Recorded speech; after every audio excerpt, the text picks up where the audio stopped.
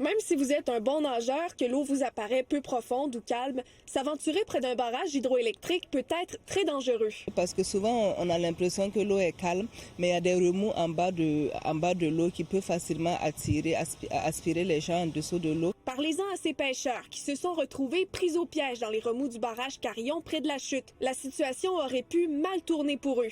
Et puis, nos tribunes peuvent démarrer à n'importe quel moment. Donc, on peut être là et puis l'eau est calme et puis les tribunes démarrent et puis ça devient très dangereux. Ici, à Drummondville, près du barrage Heming, les techniciens d'Hydro-Québec ont été témoins de 3 situations similaires l'an dernier. C'est vraiment à proximité, en amont et en aval de nos installations, que ce soit à Chute Heming ou à la centrale de Drummondville.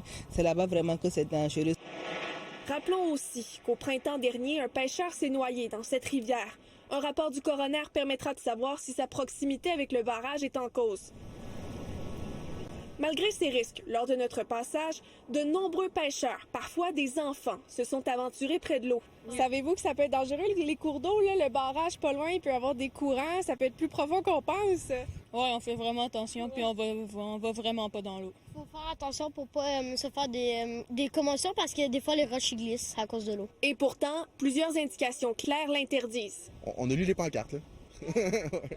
Et malgré tout, vous vous promenez ici, ça vous fait pas peur? Non, vraiment pas. Si on voit que l'eau va monter, on va s'en aller, mais ça m'est jamais arrivé. Je suis souvent sur le bord de l'eau. La Société de sauvetage a répertorié 8 rapports du coroner dans lesquels on attribue la noyade à la proximité des victimes avec un barrage hydroélectrique.